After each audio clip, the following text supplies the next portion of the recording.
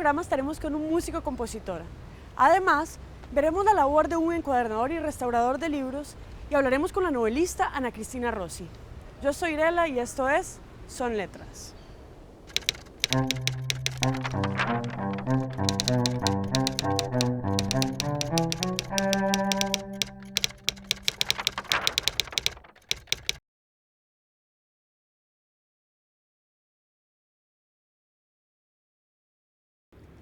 El viento del tren le iba secando las lágrimas y pensó que a pesar de esa noche terrible, nadie le podía quitar lo que ellos le habían dado, lo que ellos le habían enseñado, que la revolución es un cambio interior, que nadie es propiedad de nadie, que toda mujer tiene derecho a elegir su destino, que no se debe usar la palabra hombre para referirse a toda la humanidad, que los niños no son posesiones, que si un gobierno no permite la creatividad hay que traérselo abajo.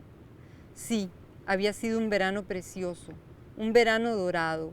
Ella había cambiado mucho y había visto en el suelo las hojas y las frutas amarillas de los árboles del sur de Limón. Había sido un verano donde las cosas tuvieron tanta gracia y tanta intensidad que era imposible pintarlas. Sí, había sido el mejor verano de su vida. Ana Cristina, cuéntenos, ¿a qué se refiere usted en este fragmento? Bueno, ese fragmento lo está hablando Laura, que luego se va a convertir en Aisha. Es una adolescente que está buscándole sentido a su vida y está aprendiendo. Gracias al contacto con sus amigos afrolimonenses, acaba de recibir su primera lección. Eso, en quién es ella, qué puede pedir y qué puede esperar del mundo y de la vida una mujer. Y esas son las cosas que ella acaba de aprender. Pero ese es solo el principio de su camino. Ahí es donde ella empieza a dar los pasos para empezar a buscarse y a realizarse como ser humano. ¿Y quién es Laura? ¿Por qué una mujer? ¿Quiénes existe realmente? Laura es una mezcla. Laura soy yo en algunas partes y es sobre todo la unión de un montón de mujeres que yo conocí. En Costa Rica, en Salvador, en Nicaragua, en Europa, mujeres buscándose, porque es la juventud de los años 70 lo que yo quería retratar en ese libro. Ese libro es un retrato, a cierto punto es una novela histórica. Yo quería contarle a mi hija cómo enfrentábamos la vida a los 16, 17, 18 años, las mujeres en los años 70. Pero no solo en Costa Rica, ¿no? Usted toca temas a lo largo de Centroamérica. Sí, es un libro muy centroamericano, porque en ese momento buscarle sentido a la vida quería decir solidarizarse con el resto de Centroamérica. En ese momento, yo creo que es el momento en que Costa Rica ha sido más centroamericanista, no desde el gobierno, sino en su juventud y en algunos partidos políticos, los que buscaban un cambio para mejor. Es que eso es muy difícil de explicar ahora a la juventud, que cuando nosotros éramos jóvenes en los años 70, el único sentido que podía tener la vida era buscar un mundo mejor, hacer un mundo mejor. Queríamos transformar el mundo. ¿Y qué exactamente la motivó a usted a escribir, a plasmar las primeras ideas en papel? ¿Qué fue lo que la motivó? En general, Sí. mira, no sé, tal vez porque fui una niña muy lectora, que se me crearon muchos mundos imaginarios en la cabeza y siempre me quedó la maña de imaginar y contar y de inventar. Se me hacían historias en la cabeza y no las aguantaba, me iba a volver loca, entonces las empecé a escribir. Y desde chiquitita yo escribía a escondidas. Y como a los 18 años se las enseñé a un amigo poeta y una amiga filóloga y me dijeron que eran pésimas y entonces las quemé. Pero después siguieron porque es una cosa que ya uno trae, las ganas de escribir. Y cuando estaba muy lejos de Costa Rica, en Inglaterra, me encontré gente que sí le gustaba lo que yo estaba escribiendo y me dijeron, ahí hay una novela, y esa fue mi primera novela.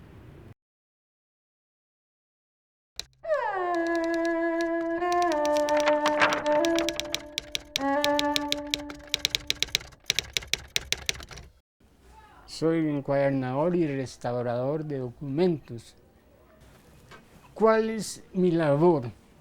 Me mandan los documentos malditos, los libros, y en veces trabajos especiales que no se consiguen en ninguna librería.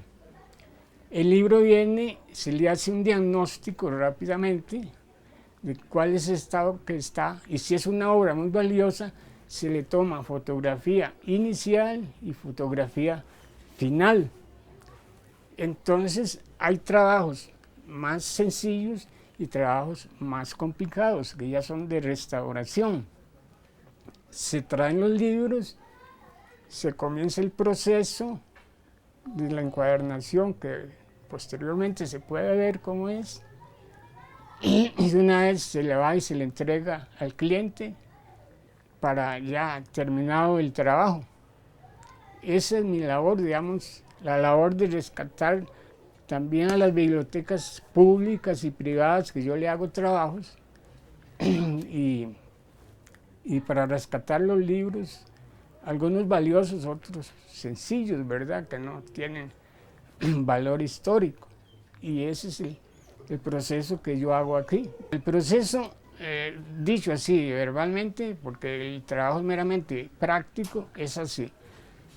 Se hace el diagnóstico, se descose el libro, se cose, se refuerza, se le hace la portada, se dora, lo que llamo no es ponerle las letritas, y ya se monta, o sea, se pega el libro. Es el proceso rápidamente del empastado de un libro. La restauración del libro lleva unos procesos un poquito más delicados y de más tiempo de trabajo, y ya se utilizan, digamos, bisturís, algunos químicos. Para hacer esta labor se utilizan 4 máquinas esenciales: la cizalla, la prensa, la estampadora y la guillotina. Ese es el trabajo básico. Sin embargo, hay otros, lo que llamamos las herramientas menores, que son tijeras, plegaderas, agujas, etcétera, ¿verdad? Que esas son muy pequeñitas, pero son muy necesarias para el operario. Sin esas piecitas pequeñas no se podría terminar bien el trabajo.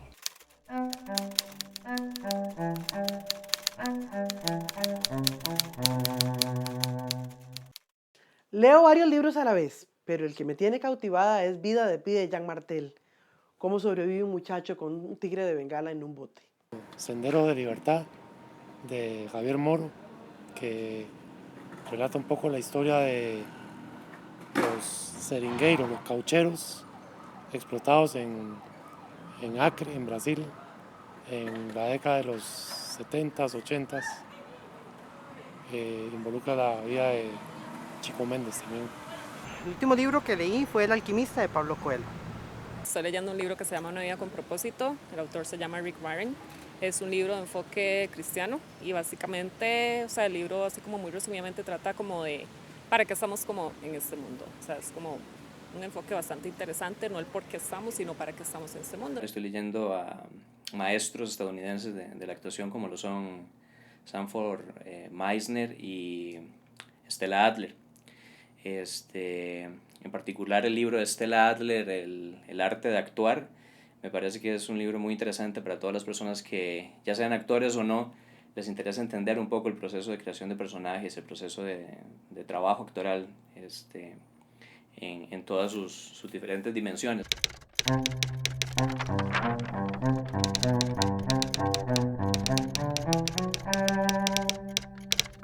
Ana Cristina, cuéntanos un poco más de su niñez. ¿Cómo fue que empezó a sumergirse en la escritura? ¿Cuáles fueron sus primeros intentos? Bueno, yo creo que eso se forma, es un estado de ánimo. Y a mí se me formó de vivir en Limón, de vivir junto al mar y cerca de la selva, y también junto a una comunidad tan diferente que yo llegaba a San José y contaba lo que había visto y no me creían. Y luego porque tenía una abuela paterna que solamente me regalaba libros y unas tías que solo me regalaban libros. Entonces tenía unos primos muy peliones Y yo no me gustaba estar en esos pleitos, se jalaban del pelo, se tiraban al suelo y nunca me ha gustado eso. Entonces yo me iba y me refugiaba en los libros y me hice una evasora de la realidad con los libros. Eso era justamente lo que usted usaba como para desaparecerse del resto. Sí, porque eran primos muy rudos y bastante mayores que yo, pegaban durísimo y me jalaban del pelo largo. Yo tenía el pelo muy largo. Y a mi prima también, pero a mi prima le gustaban esos juegos, yo no. Entonces me iba a los libros y así me salvaba del dolor, de la pelea. Y hasta hoy yo sigo usando la literatura para salvarme de algún dolor siempre, o para poderlo enfrentar. ¿Por cuánto tiempo vivió en Limón? ¿Por cuánto tiempo estuvo en San José? Yo nací en San José por error, porque mi mamá, o sea, tenía 8 meses y medio de embarazo cuando se tuvo que venir por un problema de mi papá para San José.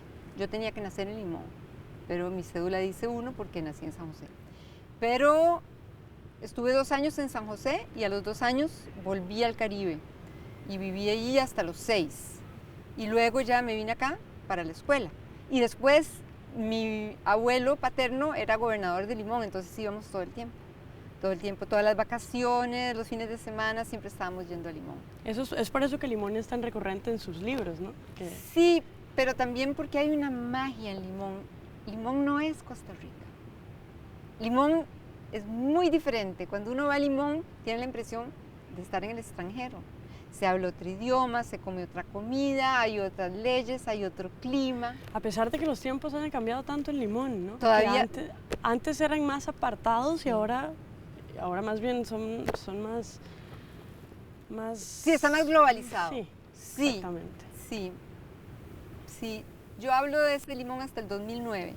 Desde el 2009 para acá no volví a Limón. Me alejé de Limón. ¿Y su tercer libro de la trilogía? Está empezado, pero estoy en un alejamiento sano de Limón, entonces ¿De qué tratará este libro entonces? Vea, el tercero de la trilogía es un diálogo con un muerto. Es un personaje afrolimonense que a mí me fascina, pero está ahí esperando. Y antes de ese libro voy a escribir 2 novelas que no tienen nada que ver con Limón, porque necesito hacerlo. Cuéntanos un poco más sobre su adolescencia. ¿Cuál fue el primer libro que se leyó siendo ya...? Yo no puedo desligar mi adolescencia de una cosa que se llama perderse en el mundo. Si yo no me hubiera perdido en el mundo, jamás hubiera podido encontrar el libro importante que encontré, o los libros importantes que encontré, y escribir. Perderse en el mundo fue que yo me fui para Europa sin ton ni son, no sabía lo que quería hacer, me mandaba un poquitillo de plata. A los 19 años. Fue el final de mi adolescencia. Y allí encontré los 2 autores que me inspiraron, me fui a Inglaterra, Virginia Woolf y Henry Miller, y allí me perdí en el mundo. Nadie sabía lo que yo hacía, era completamente libre. Eso fue maravilloso. ¿Y qué hizo allá? ¿Qué hizo estando allá? Bueno, primero estudié danza, pero me di cuenta que era mala bailarina. Después teatro, no era muy buena actriz. Después me fui para Francia y entré a la universidad en Francia. Pero en el ínterim, todo eso, me recorrí Europa en autostop. Es decir, me perdí en el mundo, porque el mundo era muy seguro. Pero ¿cómo puede una persona encontrarse y saber lo que quiere si no se pierde en el mundo? Para mí fue importantísimo. ¿Siente usted que esto es necesario, perderse en el mundo? No necesariamente irse a Europa porque no todo el mundo puede. No todo el mundo puede, pero perderse en el mundo, aunque sea aquí no mismo hacer en el caso país. De ninguna regla preestablecida. Decidir uno mismo todas las mañanas cuáles son sus reglas y aplicárselas. O decidir que no va a haber reglas. ¿Y cuándo decidió volver? ¿Cuándo volvió? Volví porque me hacía falta el bosque tropical. Sí, suena muy raro, pero después de estar 15 años afuera, tenía una hija de 5 años, vivía en París. ¿Nació allá ella? Nació allá, era francesa, solo hablaba francés, no hablaba español. Y decidí venirme porque, bueno, me separé del papá de ella, eso ya era una primera ruptura, pero me podía haber quedado, pero me hacía demasiada falta el bosque tropical. Me empezó como a llamar la selva. De hecho, lo primero que hice aquí fue, además de buscar otro marido, tico, encontrar una casa, o sea, construir una casa frente al mar en Limón, para arraigarme en la selva otra vez. ¿Y ahí vivió por cuánto tiempo? No, no vivía. Iba a largas vacaciones y los fines de semana, igual que en mi infancia. Sí, mi casa de Punta Uva, la casita de la Loca de Gandón. Pero todo eso de ahí fue viene producto... la historia. La historia, claro. Todo eso fue producto de haber tomado esa decisión de perderme en el mundo y poner yo las reglas de mi vida. Y es que los escritores tenemos que hacer eso. Los escritores tenemos que enloquecernos antes de poder escribir y decidir, no, todo esto que dicen, no. Yo decido qué es de esto que quiero. No me importa cómo me ven, no me importa lo que hay que vestirse, lo que hay que ponerse, lo que hay que decir, lo que hay que pensar, yo lo escojo. ¿Y nunca se arrepintió usted de esta decisión de ser escritora?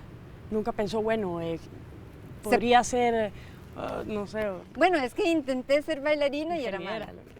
Intenté ser actriz y era mala. Y escribiendo era mejor bailarina, era mejor que bailarina y mejor que actriz. Entonces me quedé con eso. No me he arrepentido, pero es una vida difícil. Imagino, llena de obstáculos también y sobre todo... Sí, sobre todo es difícil en un mundo consumista porque uno para ser escritor tiene que renunciar a la riqueza, que solo se puede lograr siendo escritor comercial, escritora comercial, y yo no opté por ese lado. Y tiene que renunciar a grandes partes de la vida porque escribir toma mucho tiempo. Tatiana Lobo, la escritora, lo define como horas de estar sentada, horas de aplanarse el culo.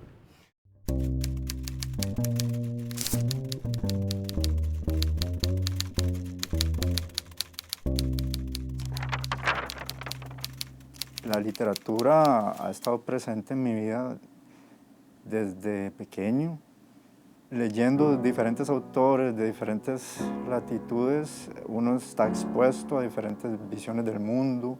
En ese sentido es como un alimento para lo que después viene a ser la parte creativa. Yo trabajo creando, soy compositor y definitivamente todas las cosas de las que me he alimentado de la literatura han sido muy importantes para la creación musical.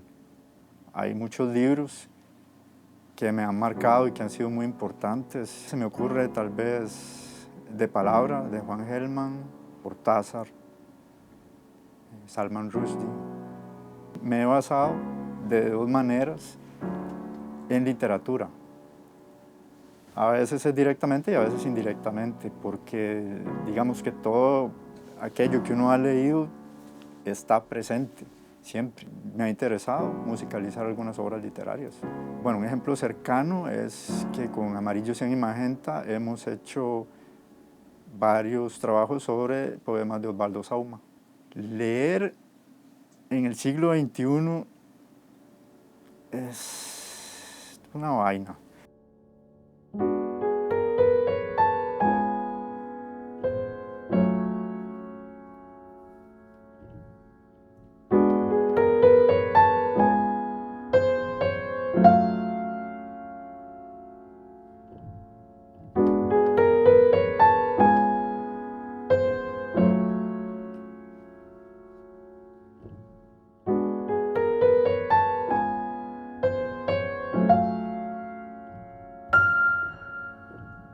De pronto no es tan fácil leer, cuesta encontrar los momentos.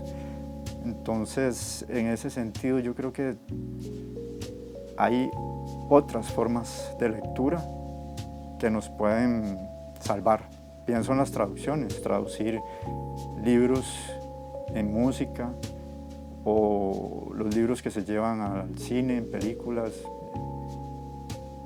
De pronto, un producto audiovisual es más accesible, pensando en la cantidad de horas que se invierten para tener acercamiento a una obra. Y de todas formas, creo que la lectura, la relación con el libro, con el papel, no se puede sustituir. A pesar de lo difícil que pueda ser sacar el tiempo para leer, yo creo que hay que hacerlo y vale la pena.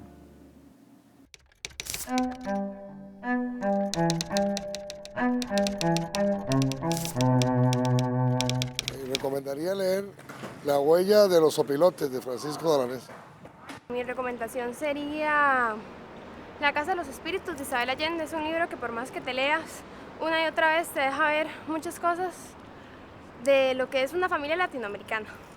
Y recomiendo un cómic de Spider-Man o Batman.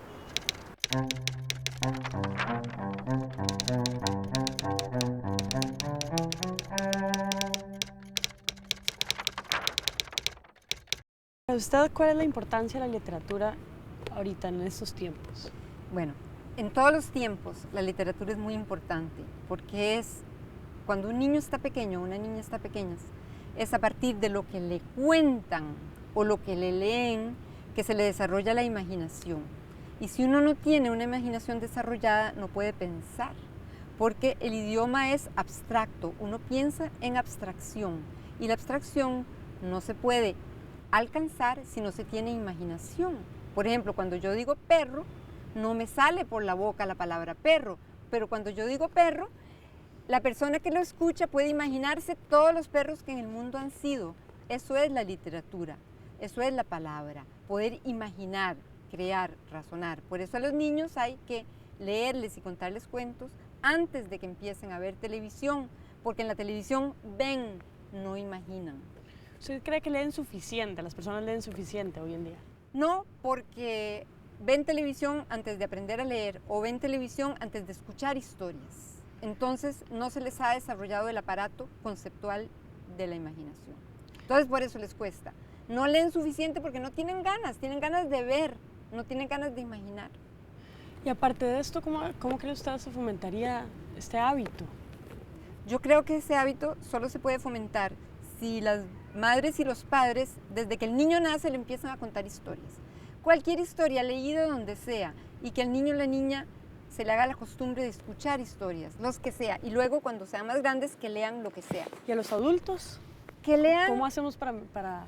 Que lean todo. Si lo que único que lean es la Biblia, bueno, que lean la Biblia, pero que la lean mucho. Y libros relacionados con la Biblia, ya que eso es lo que les gusta, para que desarrollen su aparato conceptual imaginativo y puedan razonar.